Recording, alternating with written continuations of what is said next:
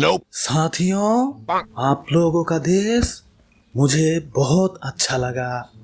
साथ में शेख हसीना जी मुझे बहुत सुंदर लगा। मेरे भाई और बहनों, शेख हसीना जी मुझे बहुत प्यार दिया। उसकी प्यार में मैं अंधा हो गया, इसलिए मैंने इस टाइप का चश्मा पहना। मित्रों, अबे हालाय तो भाषण दिবার লাগছো কেলা? কোর্টরুমে আইছো না স্টেজে আইছো? Order order.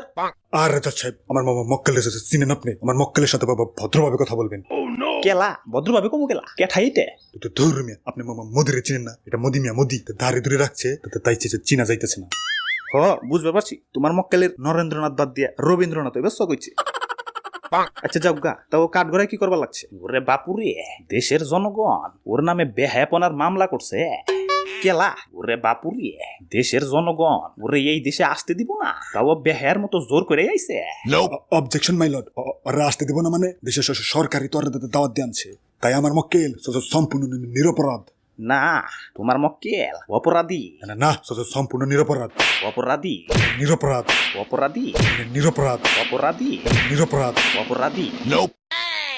দাদু, মাথা কিন্তু গরম হয়ে যেতেছি। এমনি 3-4 দিন ধরে ফেসবুক বন্ধ, জিএফ এর সাথে চ্যাটিং করতে পারতাছি না। ওরে বাপুরে, এই ফেসবুক বন্ধের পিছনে কার হাত আছে জানো? কার হাত? খালি একবার বলো আর আমি খুন করে হালামু। ওরে বাপুরে, তুমি যার চামচামি করতাছো, তোমার এই মক্কেলি তো প্রধান আসামি। কি? জজ সাহেব, আমি এই অপরাধের বিচার চাই। ওরা এমন শাস্তি দিবেন যাতে ও কোনোদিন ভিপিএন দিয়েও ফেসবুক চালাইতে না পারে।